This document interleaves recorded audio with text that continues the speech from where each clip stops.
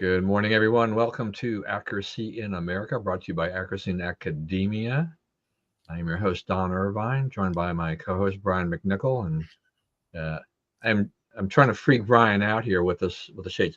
But what these are Meta Ray-Ban Wayfarer glasses. They've been out for a little while. I am a late adopter of things. I found out that recently they were available at Costco, but I couldn't figure out how to buy them until this past week. And so they don't have a lot of these, but the price was good. You know, if you're willing to spend $230 on a pair of sunglasses that are non-prescription, but so Yeah, I sit on them a little too much for that. I like right. $10, so when I sit on them, I could go get me another All one right. for $10. Yeah, I know this. I better take really good care of. All right, so I just took a picture of this what I'm seeing here on screen Okay. with this. So these glasses do a lot of interesting things. I'm still kind of learning it. Uh, Meta is the renamed company, the parent company of Facebook, and they launched this partnership with Ray-Ban a couple of years ago or so.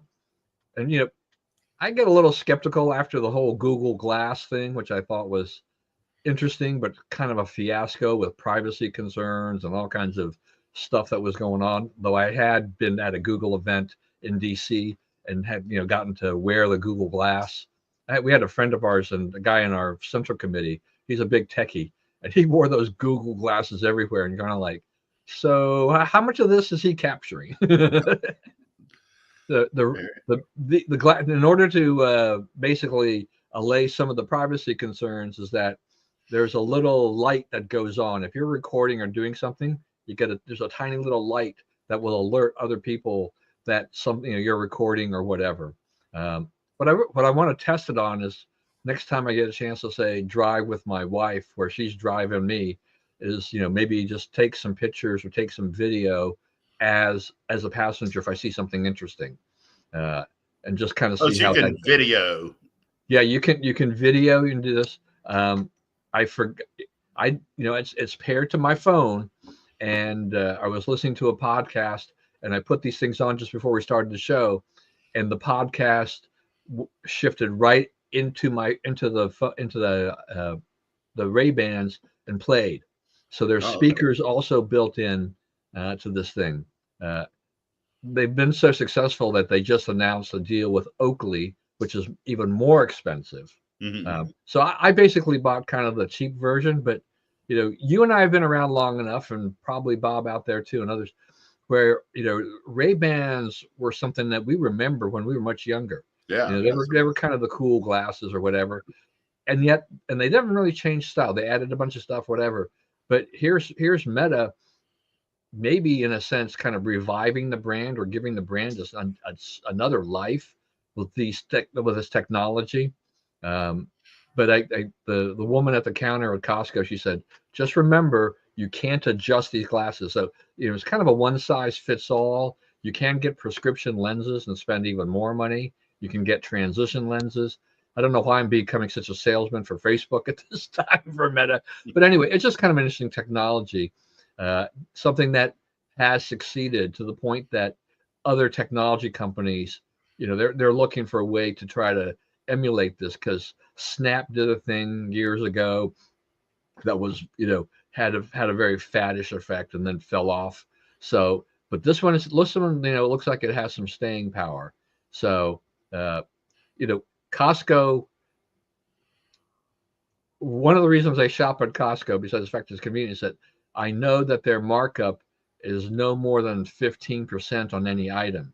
So you're not going to find too many places where you can buy stuff like this with such a small markup.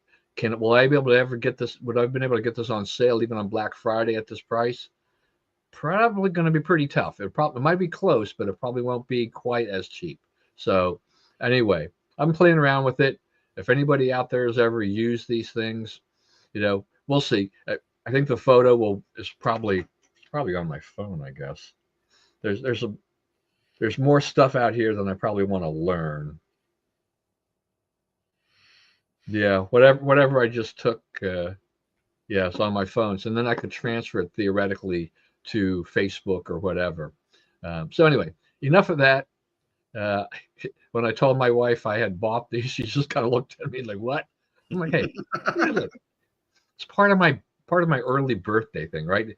Where I'm at the age where it's just better if I buy my own gifts, Oh yeah, yeah, right? I absolutely. wasn't even thinking about it as an early birthday gift, but it's a good excuse. I mean, Lori has ordered me to stop buying her gifts. Just don't do it. I'm like, okay. Well, I don't know what to buy my wife in general. I think she's just better off buying her own stuff. Yeah, You yeah. know, That's what she says. You do know, we? I'll Do get something I you? like. It's Right. nothing to do with jewelry. I don't want Yeah. any of that. I just cut stuff. Cut my hand. It's just Right. injuries. Right. I mean, I mean, at our age, do we really need the element of surprise? I mean, Yeah, sometimes a small little thing is kind of fun, yeah. but why don't go and spend a ton of money on something that your spouse is going to say, "Why did you buy this?" Right, exactly. It's like, if I can come up with food I know she likes, I'll do that. Right. Yeah. Surprise her with food. Like anything to do with Reese's, mixing chocolate and peanut butter, I kind of can't go wrong. Yeah. So yeah, so this is where I've come to in my life. Though we've been kind of we've been buying our gifts so long. I can't remember the last time we really surprised each other with anything necessarily. But uh, you know, we tell our kids now too that they're grown. It's just like, you know, we're going to give you a gift card to Amazon, do whatever you want, or Right.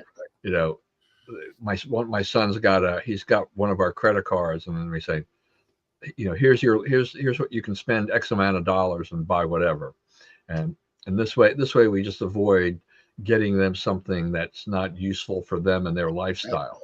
That's exactly right. So anyway, enough of the sales pitch of sorts for Meta Ray Bans and all that.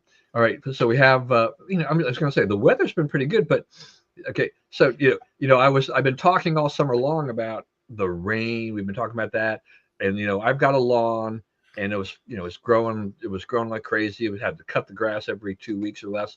Uh, but lately it's been so dry, it's gone completely in reverse. My wife was she commented yesterday. She goes, "It's turning brown, with a lack of water." And I don't know, Mr. Meteorologist here on the program, but then I haven't looked far enough. Are we? Do you think? What do we know about the weather? Are we getting any rain anytime soon? It's been nice, kind of a nice, coolish August. Yeah. So coolest week before Labor Day. The week before Labor Day in DC area was the coolest it had been in 38 years. Whew. Right. Australia had the coldest night it's had since 2011 last night or night before last. Um, it's we haven't had measurable rain here in about 3.5 weeks. We have some small chance of getting some tomorrow, and then more dry, cool conditions after that. I love it because I hit that 8-iron and it's 10 yards short of the green, and it hits that hard dirt and goes right on that green. When it's soft, it goes down into that mud and you're dead. So it helps me, as long as I can bounce the ball. And really, in Virginia, you can bounce the ball about 2 months a year, if that. Most of the time you're playing in mud around here. Just it may be a little less muddy one day than the next, but even in the summer here, it doesn't often dry out. But now we're to a point where the ground is really dry. It's really dry, so that ball will really hop. So it's kind of it can work against you if you hit it too hard, but it's so far so good on that. But yeah, so a little rain tomorrow, and then another. The other thing is these guys are starting to talk about, cold front after cold front after cold front, right? Several of these in a row where it's big shots of polar air this far south this early. And some of these guys, these meteorology guys are talking about that likely means a very cold winter. Whether it snows or not remains to be seen, but very cold for a long stretch of time this winter. We'll have to wait and see. I was thinking, you made me think about the hard surfaces. Like one of the things I was thinking about doing was, I've got maybe half my lawn now is zoysia, kind of grass I grew up with as a kid, Yeah. um, and it spreads fairly good, but it spreads very slowly. But I have places in the yard I wouldn't mind plugging, like, and my father used to do this all the time when I was growing up. But if it's too hard, it's too hard. It's hard to dig into to create that. Right. You've got a device, but you want it to be a little softer so you can go there, and then grab that plug, and just kind of basically switch out, move everything around. But if I can't get in there, then it's not going to really work anyway. Then I can't get the grass where I want it to be. Right. So I need a little softer ground probably at this stage. All right. Well, good. Thank you, Mr. Chief Meteorologist, for our program. You never know what kind of hat you're going to wear, right? That's right. And you pay a lot of attention to the weather. I do. I always have. So, and it's interesting. It's like, these more, like I go to the pools, right? The Weston pools. And now it's down to like only 2 pools that are heated that you can really use, because the others, it gets down to like 53 in the morning. Like those pools don't recover. The pool temperatures are dipping down in the mid 70s, which sounds like plenty warm, but mid 70s water is very cold. Yeah. So it's a shock. So those are public pools, outdoors, right? Yeah, resting pools. And they're still open? Yeah, they're open through September. Oh, okay. Just limited schedules in the evening. I just go jump in for 30 minutes. I just kind of figured that once Labor Day hit, everything kind of shuts down. But yeah, most of it's shut. A lot of it's shut down. But yeah. There you go. I'm glad you like that. Bring on that. Oh wow, bring on that cold winter. Yeah. Hey, look, come on, Bob. It's like, Bob's in Slidell, man. They're cold winter there, cold winter here mean different things. Yeah, I mean, it's like I don't mind. I just don't want. I don't want the kind of the cold, icy, snowy winter, because once again, that means I got to clear off the driveway, and I just don't really want to go through that. Ongoing hassle all winter. Yeah, you're dealing with the snow. Like last year, it snowed the first week of January, and that snow didn't move for like 6 weeks. It just sat there because it didn't melt. It was cold, so it was in your way. Every time you went, you had to step past the little snow piles and all that stuff. So, yeah, I mean, I'm perfectly fine to keep my snow thrower in my garage unused. Yeah, me too. Yeah, I'm happy with that. All right. So news-wise, we've got this interesting thing going on here with Russia, China, and India. And so there's a lot of friction because of the tariffs that President Trump has put on India, for buying a lot of Russian oil during the sanction period and everything like this. Buying it and reselling it. Right. And is Modi, is he trying to play 2 sides of the same coin here? Is he what's going on here? Because he's trying to get play 2 sides against the middle, and he's trying to be a player, right? I mean, it's you always kind of wondered, like, here's a country with more people than China, and when you talk about the world powers, no one mentioned they're nuclear armed country. When you talk about world powers, no one mentions India. They never have. It's just they're not. So, India has this complex about it. They want to be considered among the most important countries in the world, and he didn't really get the vibe that he could get that with Trump. And these guys are very much puffing him up and making him feel like a big shot, right? Because Russia. The whole thing is like, how do you get Russia's fuel onto the market and China's fuel needs met, right? And India is willing to be the broker and make all that happen. You can't do that without penalties. I guess you saw Trump, the tweet last night, or Truth Social or whatever, where he said, you see you over there, and he goes, and say hello to my friends, Vladimir Putin and Chairman Z, and you know, as you're sitting around betraying the United States of America. So, you know, he put them on blast that he knows what they're doing. And I guess, I guess he wrote this to Kim Jong, his buddy. Yeah, that's right. But that's true. But the thing about it is, you know, they've never been able to like figure out where to be and when, right? They are, since they're out playing a game, you know, there's not really like we're defending principles. The Russians are defending principles. We don't agree with their principles or the Chinese principles, but they have a set of things that they're for and a set of things they're against, and that's what they're pushing, right? Whereas India is just trying to play games and be on the important side. So, you know, he's taking a big risk, and, you know, Trump's looking for the pain point. And, you know, Trump said the other day, he's like, we buy a lot more from them. They buy a lot more from us than we do from them, right? Which is not usually the case with these countries. We don't really need much from them. So, you know, he's willing to deal some pain to India to make India stop doing this. It's just like finding the pain point at this point. Yeah, I mean, is Modi making a mistake here, though? Is he playing this a little bit too much? Because, I mean, you know, granted, I mean, the three countries represent something, like 3 billion people or whatever, you know, somewhere in that range. And, you know, and as Bob points out, I mean, you know, India has a history of trying to kind of play this kind of a game for a long time, but they have tended to be thought of as a country that leans to the West. They, you know, that's their preference, but not necessarily something that they would always do. Right. Right. So, but, you know, with Trump, you know, this is a dangerous game to start. You start. He's not going to take it. He's not Biden sitting there. What do I do? You know.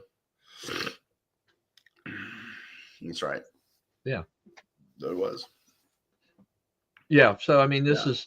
I mean, I think like you're saying. I mean, I think there's a high risk here for India. You know, by just trying to play here with this. I mean, it's very public. You can't walk back the pictures of these guys like holding hands and that's right. All these other things, clapping him on the back, smiling. You know, it's like you know, we own you now, right? Yeah. Thanks for coming over and getting owned by us. So, yeah. The other thing, you know, two things about that. One is, you know, it's a dangerous game for him personally, right? Because, you know, if when, and, you know, Trump doesn't really fail at this, he will find the pain point. He will find the thing that makes India really regret being in this situation. And then that will reflect on Modi, because he's the one, I mean, you can't pass the blame for this. He's the one who put them in this, right?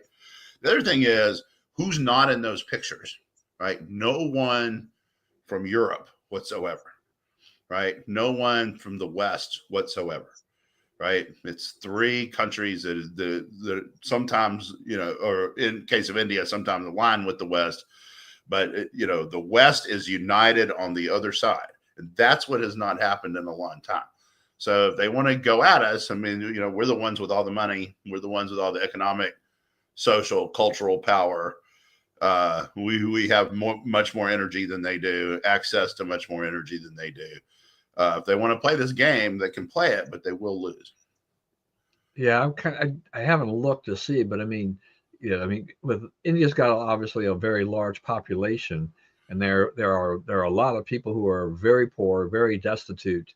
In the system that they have, they you can't make them much poorer, much poorer than they already are at this point.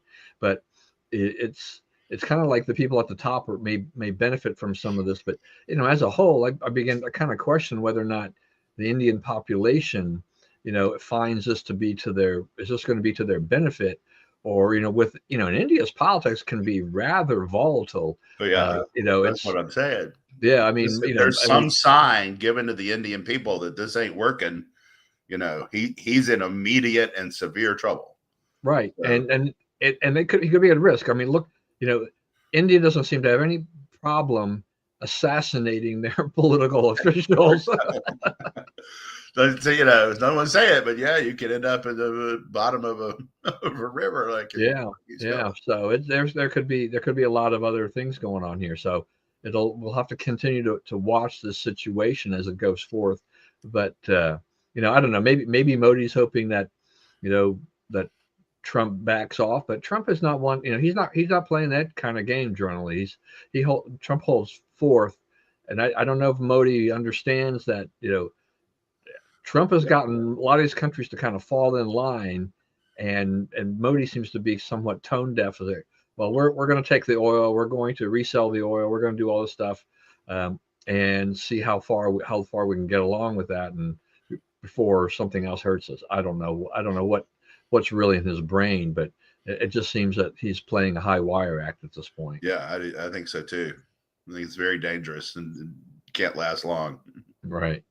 All right, so we'll come back here to the states here. So we've had several court decisions that have gone against Trump. Now I think he's probably going to try to appeal this to a Supreme Court or whatever, try to get some emergency session or whatever, try to get them to reverse that and sustain what he's been doing here. Yeah, that's right. Yeah, well, that's right.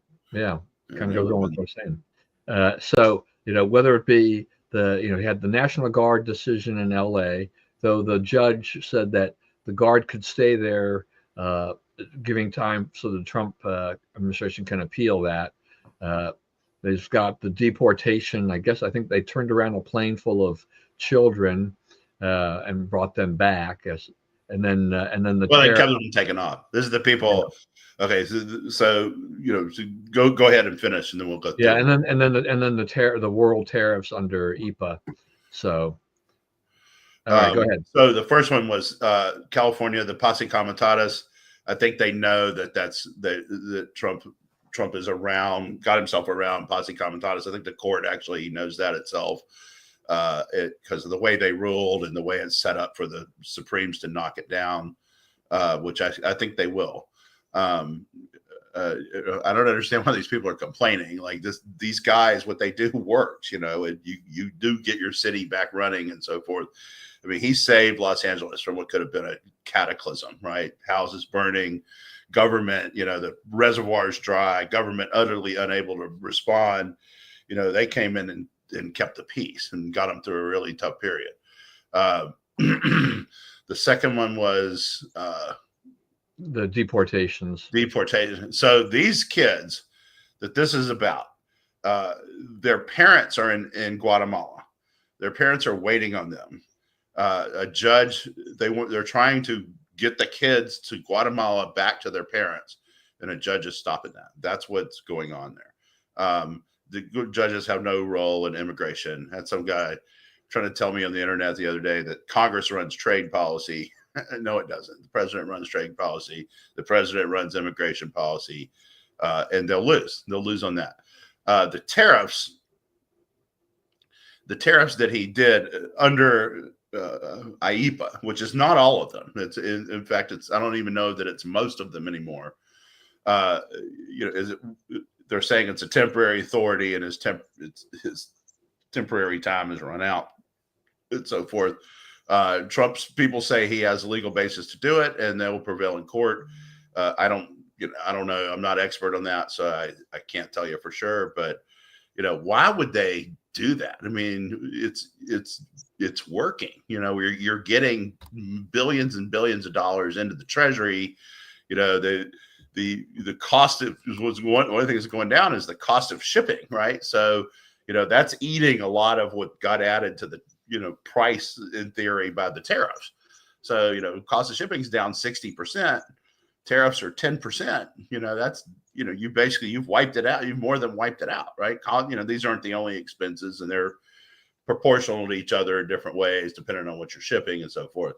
But you're wiping out a lot of the problem with that. So, and even the people who don't like the tariffs, the economists who don't like the tariffs say no more than about 2/3 of the tariff can be passed along to consumers. So it's not really, people say, oh, your tariffs went up 10%, so your price will go up 10%. That's not what happens. So I don't think that I don't understand why the fight over this. And if I was Democrats, it's like, if you really think it doesn't work, if you really think it's going to ruin the economy, you should step back and let him finish so you can win an election, right? You can say, oh, Trump messed up the economy, but they don't think that. They know better than that. That's part of the deal, is people are willing to lie. This whole generation, these people, the people on the right were told, tariffs bad, protectionism, not free markets, right? And so we just repeated those mantras. No one tried to enact tariffs in any kind of serious way over that 40 years or whatever. And so now when someone says, hey, that's a way to generate a lot of money, sort of reset some trade imbalances, oh no, we can't do that. They start regurgitating what they've heard for 40 years, which may or may not be true. Yeah. So, I understand, the terms of the, calling out the National Guard in D.C. Trump can do that because the District of Columbia is a district. I mean, the federal government more or less runs the district. Right. That's right. That's a good point. And the states run the states. Whether or not he really has jurisdiction to call the National Guard for this type of thing, I can see where there's some question marks. But I think the underlying thing here, whether or not you're L.A., Chicago, whatever, even if you wanted to go to New York, it's just that Baltimore. they need more policing, Right. And this is what this is trying to tell them, is that you guys need more policing, and instead what you did is that you went in the reverse direction.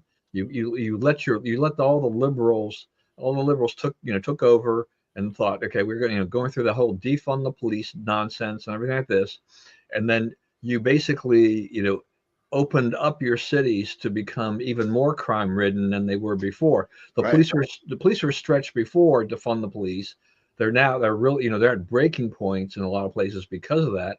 And you're now, not, doing a whole lot about it, but you're complaining about the federal government saying, we're just trying to show you what can happen there. I mean, the DC is kind of a unique place, but I saw something the other, I guess I saw a report where Muriel Bowser, she says carjackings in DC are down 87%. Yeah. And so she's grateful for that. There are other things that she doesn't like. I mean, the liberals don't like about these things. And I think there was a reporter from one of the networks who was, complaining about the National Guard being out there, but she's had her car stolen 6 times in DC.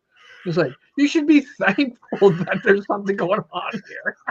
So I guess she came out yesterday and said that she wants to extend indefinitely the feds helping her police the city.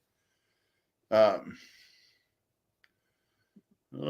yes and no. I don't know. Well, yeah, we can talk about that too. There's a lot of issues in there.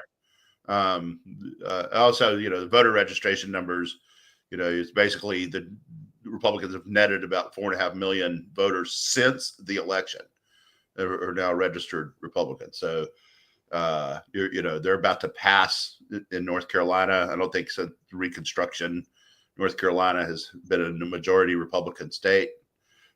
Same thing in Pennsylvania. So, their look for the midterms is not really good. Their chances of, also this redistricting thing, Newsom can say what he wants and do what he wants, but it's going to be about 8 or 9 net seats to the Republicans. What would probably be smart for Newsom is to drop it, let Texas have their 5 or 4, whatever they get, and move on. Because the more you do it, the more, Indiana and Florida and all these red states jump in, and like your Maryland guy, he's like, we're going to redistrict Maryland, finally get rid of Andy Harris. There's one donkey, right? Right. And after what they did to Roscoe Bartlett, you can never trust them again. So, I don't know. I don't think that, I think that Trump totally conned Newsom on that one. Well, go back to what you're saying about Bowser and the policing. Well, she came out and said, continue it indefinitely. It's helping us. Okay. The other thing is, Trump, the leftists are all over this one. They are cleaning up garbage. You got soldiers out there cleaning up garbage. And then last night, so a guy was on Twitter said, the DC, garbage removal people cost X amount an hour to do this. The National Guard costs $1,000 an hour to do this. I'm like, but it wasn't getting done, right?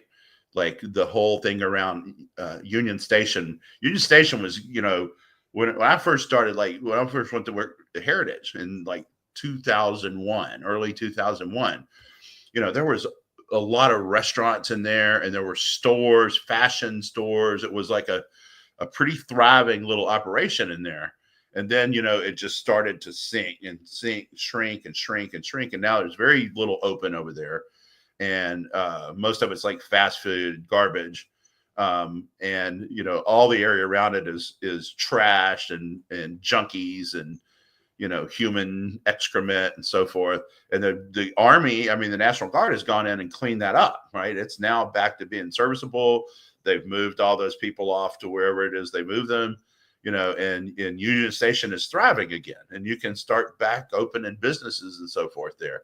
And people don't understand, like that's the impression people have of Washington, both people who live in Washington, people like you and me who live nearby and have to go into Washington, and people who don't live here and are viewing all this from afar. That you change the image a lot by fixing what's going on just around Union Station. Also happens to be basically across the street from the Capitol. So you're fixing a neighborhood that a lot of these members of Congress, their staffs, the think tank crowd, this congressional aides and so forth use. This is where they are after dark, right? Where they might be vulnerable to muggings and whatnot, and car theft and whatnot. That's the neighborhood they're starting with to clear out, and they're making a dramatic difference. Yeah, with regard to Union Station, it has had this has been a 50, maybe 60 year or more, issue up and down, back and forth as to who owns it, who how they're going to redevelop it. They've had leaky roof problems, all kinds of stuff. And there was a period when you would walk in, kind of like you say, and it was pretty full. There really were no empty slots for retail, stores or restaurants. The food court was pretty full. So it had its thriving moments. And, at Christmas time, they had that huge train thing set up, right, which was really kind of neat. And they've got a wonderful atrium. These kind of old time train stations, Grand Central Station, St. Louis, redid theirs, but they've kind of turned into a mall, but it's kind of in the wrong part. It doesn't work yet for them. The last time, it's been years since I visited, but it's like, it needs a little more oomph, The redevelopment of a lot of these things tends to suffer. The wrong people are running it, or they misunderstand what is needed there. Right. But they're used to, you get people used to not going there. It's hard to get them used to coming back. Right. And Union Station can be a crown jewel of the district for a lot of things, for shopping, for dining, and everything like this. But you've got to put the money into it. You've got to make sure it's safe and secure, because, before there was down the street, there was the Greyhound station, and there were some sketchy things going on around the area. Right. Heritage is only a block away, but it's like, Heritage was almost a pioneer to locate there. That's right. In that sense, is that they're just because it's Capitol Hill doesn't mean everything around it is great. Yeah. And Heritage now has to spend an enormous amount of money on security. Yeah. I'm not surprised. It's just, it's just one of those things, like, where do you want to be out at night? The district has got some thriving areas, but they've got some other areas that are still somewhat problematic with that regard. I think, with regard to, deportations, that's still kind of a sketchy thing to me in terms of who's really going to win that battle. I guess I would probably lean Trump on this until the courts can sort it out, and they can say that winning all the, what are they 19-1 at the Supreme Court or something like that. So. Yeah. I think when it goes to the highest court, you see a little bit, you'll see something a little bit different there. The tariffs are going to be trickier because R.I.P apparently, I guess, in the brief or whatever that was filed by the Trump administration and trying to, in his executive order, I guess it was when he signed off on that, one of the things he had said there is that, trade deficits have been a problem for like 50 years. Well, that almost undermines some of your argument as to why this is an emergency. If you're talking about something that's been around for 50 years. So, he didn't do himself any favors by saying that. And so I think that battle is going to continue, going on there. As far as Bob's saying that, the tariffs are going to be, that'll be the midterms will be a final verdict. We're going to see a lot of different things. I do worry to a certain extent that the tariffs, if we start to see, and we are seeing small inklings of an economy that is starting to have a little bit of an issue here with higher prices. The manufacturers are saying, we're not going to absorb these increases. We've kind of worked through the pre-tariff inventory, and now we're in the tariff inventory. So we're going to have to pass along a lot of those costs because we don't have a profit margin that we can absorb all of those costs. So the last month it went from 2.3 to 2, so it went down. 2.3 to 2 what? The percent inflation. No, the inflation and the PCE was still around 2.9, and it was higher than it was the month before. So inflation is not going anywhere right now. It's staying. It's right now. It's kind of slowly trending up, but it hasn't jumped huge numbers. I mean, the market is kind of looking at this and they're like, okay, it's still in range, right? They look and they model and they say, here's our expectations for the month. And so far, the inflation has stayed within those expectations. But and you're getting what, 3.5% growth, about 4.5% wage growth. So the workers are getting out in front of it. Yeah, a little bit. Yeah, well, yeah, to an extent, but employers are now tightening their whole thing too. Whereas that we're seeing less hiring. We'll probably see a little more unemployment creep up. AI is playing a little factor in that. There's going to be a lot of things. The good thing about the hiring before you leave that one is, like, who's not getting hired? Government workers, right? We're going way down on government workers, huh? College graduates are not getting hired, and we're going way down on government workers though, and up in private sector. So, well, yeah. Look, I don't have a problem with cutting the size of government, right? That's not, if unemployment is largely going to rest on the back of where we start seeing because of the cutbacks at USAID, at the education department, shutting down CPB, all these kind of things. Yeah, all this kind of stuff. That federal government is full of bloat and has been for decades. So that's a good thing. What the problem now they're running into is just that we've got a lot of college graduates that are not being hired. So they haven't found anything yet. I don't know what the solution to that is. I know AI is playing a part in that. AI is playing, and also it's like the degrees not matching the needs of the job market. Well, that's part of it. I mean, look, I've got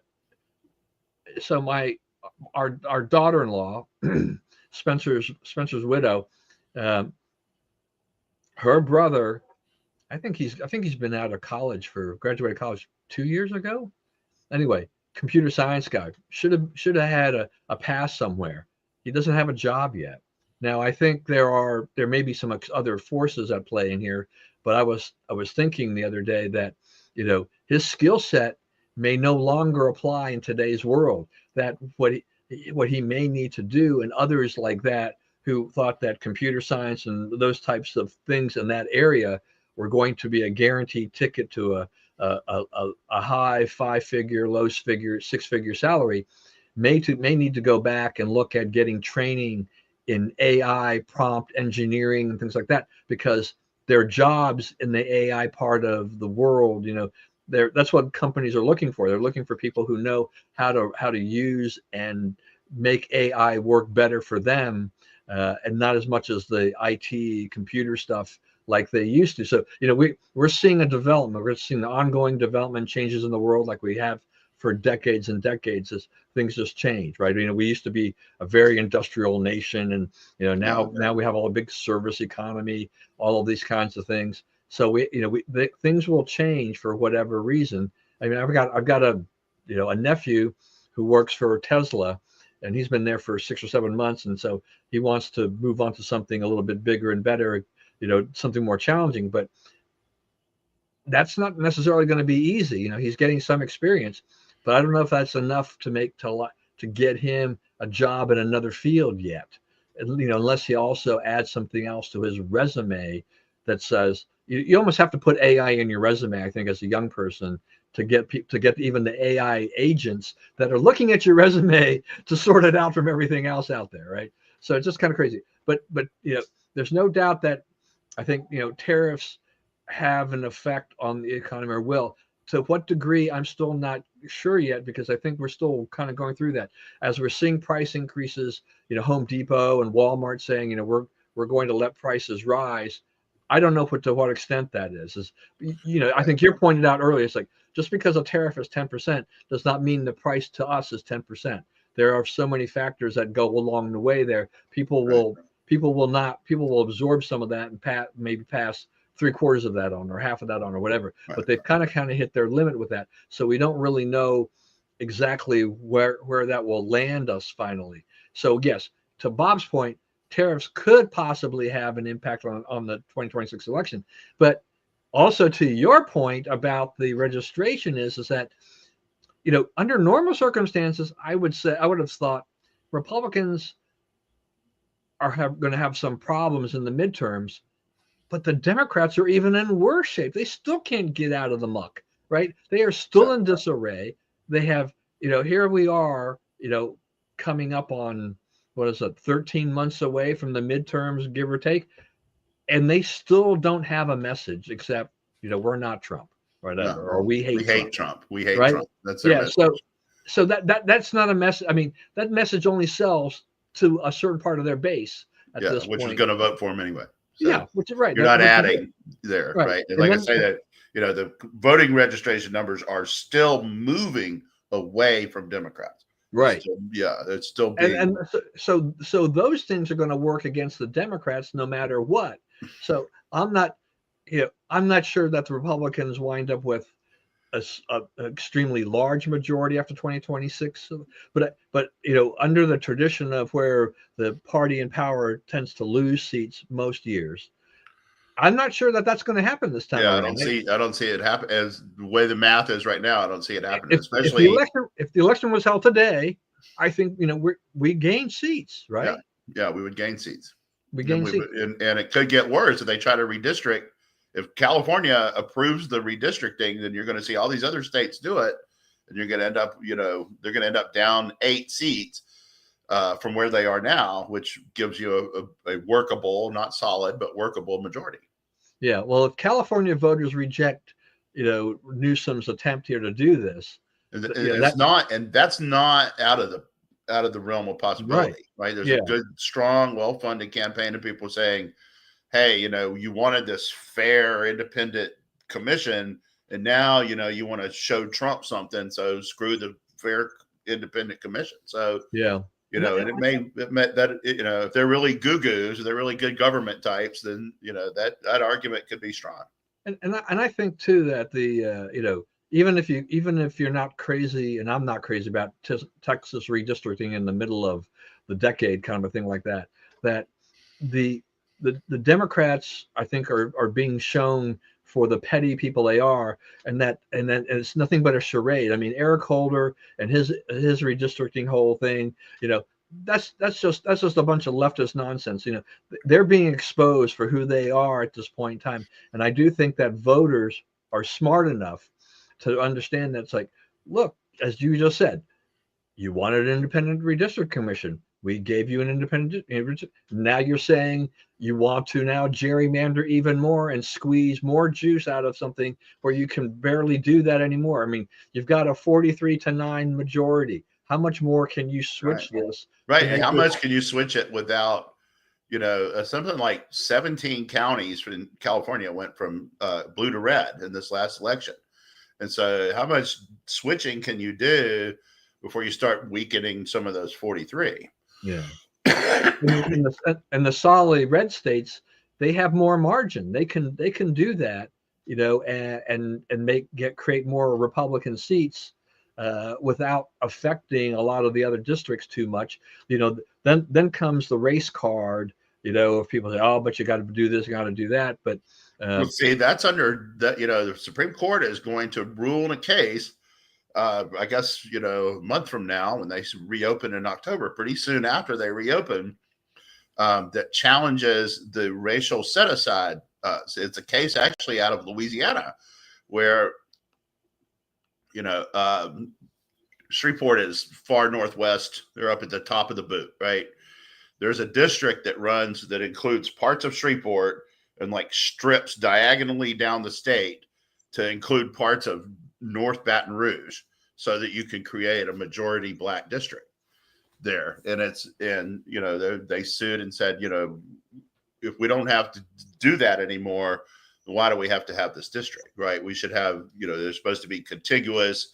They're supposed to be, compact to where the people of similar interest have a congressperson, right? And this thing is set up and it's like a sliver down the angle from, basically the highway from Baton Rouge to Shreveport to get enough black neighborhoods in there to elect a black congressman.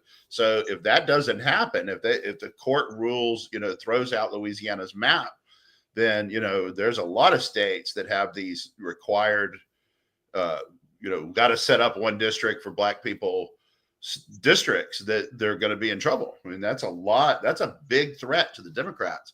I think they, some of them understand that, but a lot of them don't. But that if Louisiana, if they win that case in Louisiana, you could be talking about, 10, 12 seats going Republican.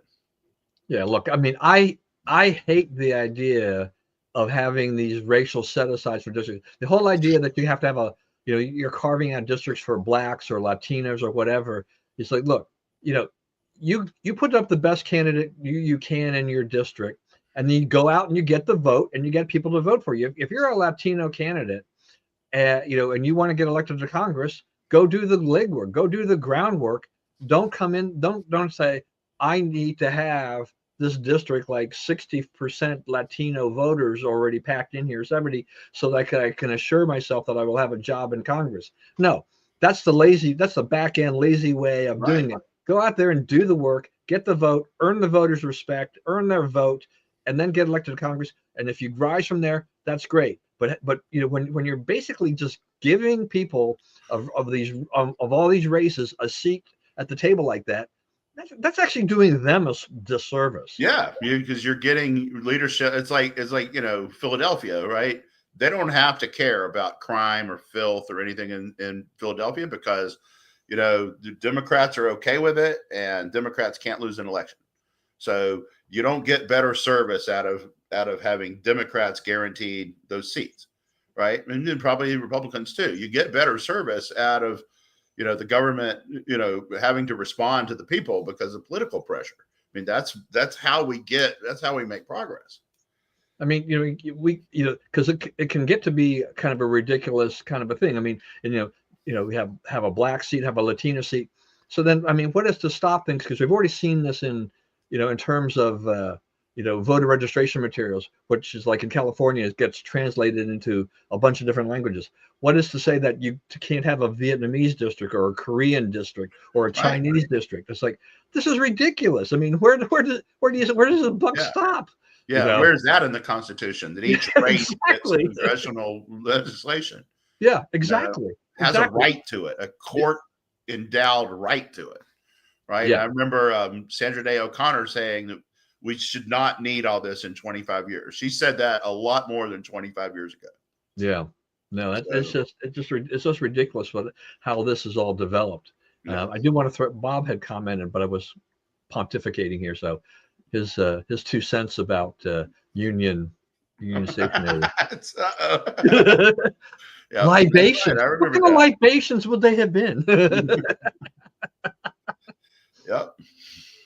Probably some beer. No, I mean, Bob. We're researching how to get glasses that actually hold the beer. And like you drink the beer, there's still beer in the glass. So we're trying to figure that out. So there's a lot of like, you got to test a lot of beer and a lot of glasses to try to get this just right. Well, it's like, is it half empty or is it half full? That's right. Scientific. Why does it keep going empty? Yeah. Yes, please, Bob, chime in here. But how scientific was that study? I mean, we're still working on it.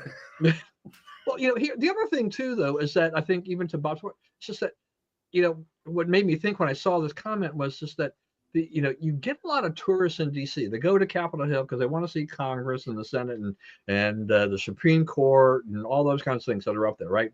So some of the great things that we've got up there. But if you go to Union Station, it's had its ups and downs.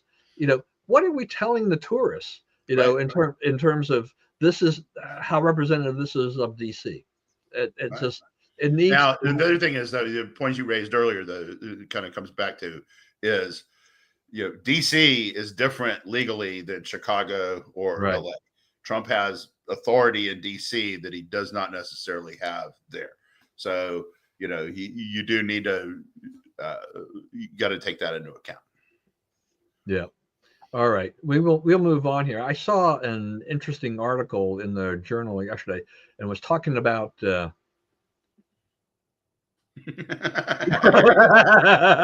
too. Nicely put. Good Catholic boys. Yeah, I know. That won't happen to the Mormon boy. That's right. It'll be just like root beer. There you go. But it was interesting because this at the end of September will be September 30th. Basically marks the end to the EV subsidy, right? The $7,500 tax subsidy and all those kind of stuff. And we have talked about EVs off and on the show. And green energy, the whole gamut of things like this. Well, vehicles are flying off the car lots. Deals are being made. I mean, car dealers are incentivized because they got to get these things off the lots because after September 30th, they're going to be dead weight, I think, right? Right. And that $7,500 incentive goes away. That's going to dramatically affect things. But so they're getting increased sales. But they're also getting, I hadn't even thought about this until apparently Colorado, they've talked to a dealer in Colorado. Colorado sells more EVs than any state in the country. And they're doing lease deals. And the owner of the dealership said that, his rule of thumb for years has always been that if you can get a lease deal for 1% or better of the list price, a sticker price, then you're doing good.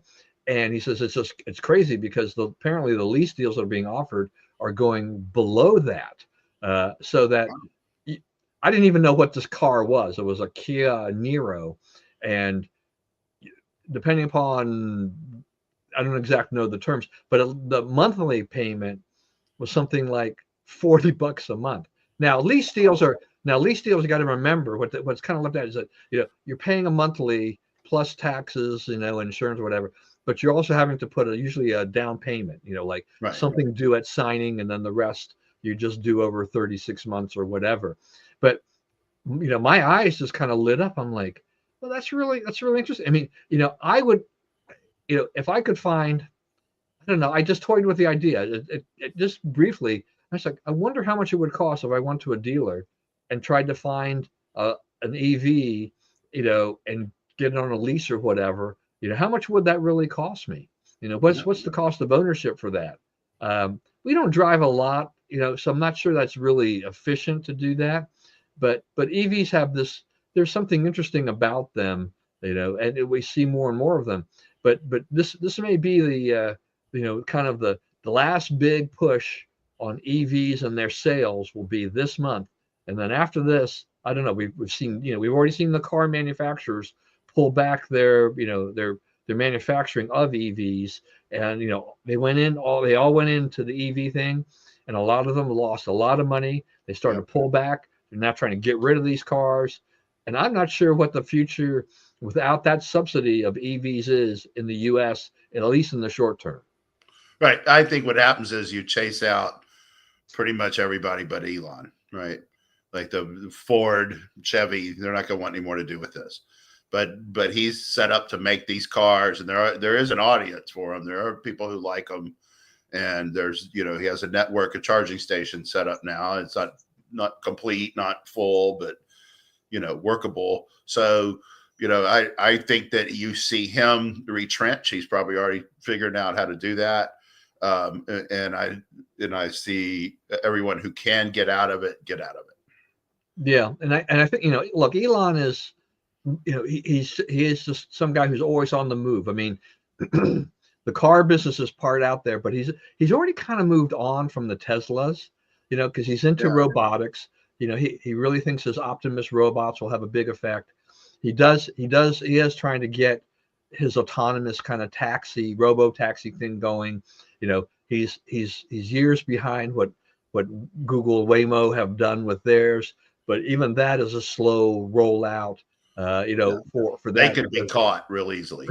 They're ahead of him, but they're not far ahead of him, and so they haven't really moved the ball a lot in recent years. Right. So they've got that. I mean, he has SpaceX and all these other ventures. So I don't think that Tesla is going to wind up being the car itself is going to be winding up to be a smaller part of the company business. He is looking at that, and who knows what else he will develop. Right. Because you think about it, what is he chases? He chases subsidies, right? He's in the solar business, he's in the space business, he's in the EV business, all things where the government injects a lot of money into the market, right? The market survives because of a big infusion of government money. So if the government money is going to go out of EVs, he'll at least rethink and possibly get out of that business. Right. Yeah. Right. It just becomes something that the car. It's no longer part of what has traditionally been his model. Right. Right. I mean, it won't be the dominant force. I mean, I think he's even publicly stated that, like Optimus, the robots will be, I think he said up to 80% of his business, but like everything else, it takes a while to ramp any of those things up. That's right. And the market probably likes to hear from, like they like newer and more innovative things. All right. Well, once again, we've taken up most of our time, and I can't get this show to go any shorter, but we have a good show. So what can I say? All right. So we're not going to hit all these rest of these topics. I just want to get your thoughts on a couple of things here, and we'll end it. One is the whole Cracker Barrel fiasco. Yeah. So it's like they're making a profit, but they're making less profit, and their market is not growing. And the market, I mean, if you think about, all those kinds of restaurants, all the chain restaurants, chain sit-down restaurants, Fridays, Chili's, all of them are in trouble. All of them are retrenching. So it's not just Cracker Barrel. So they come in and they, their thing was to make it, a lot of got made of the logo. They took the guy off the logo, and it just was a corporate looked like a Dollar General logo, but I think the thing that really hit people about this was the decor in the stores, in the restaurants, right? You go there, you're the food is meh, but it's an experience, right? There's this old stuff. There's the game with the little golf tees on the table, and horseshoes and things that you don't normally in this era ever see, right? When I was a kid, there were a few people around who had horseshoes and had use those kind of implements still, but now you don't really see that anymore. So they changed all that. These they made it look like these what's the one that McDonald's used to own, the Mexican place, Chipotle. Yeah, so they all look like Chipotle, streamlined. That's what they're trying to do. I said some guy, I guess he had the contract to remodel 250 Cracker Barrels, and so he puts on Facebook or Twitter, he says, this is the first of our 250 ones that we've remodeled on behalf of Cracker Barrel, what do you think? And I wrote back and said, it's not your fault.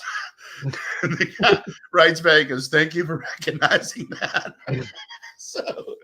So I mean, that's kind of where they are. So yeah, I and obviously, you get these people in there, and I don't know about the role of woke. That might have gotten a little overplayed. I mean, she tried to modernize it. This lady's modernized other companies and turned them around and helped them. So it's not like she doesn't know what she's doing, but she stepped on a rake here. So, people they liked Cracker Barrel as it was, and they expressed loudly that they didn't like the changes. And then they responded and said, okay, no changes. Yeah, look, I mean, restaurants undergo changes over time because you have to adapt to the changing tastes of the population. But Cracker Barrel, to me, just kind of represented Southern comfort food, kind of a thing like this. It was kitschy, homey. Yeah. You walk in, you have to kind of go through the little store to get to the restaurant part. So you get to see all this funny, interesting trinkets and stuff. Yeah. Yeah. Then you talk about all the little games and stuff at the table.